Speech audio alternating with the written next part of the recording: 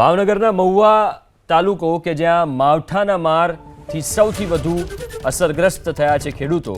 મહુવા તાલુકો હજુ પણ જળમગ્ન છે.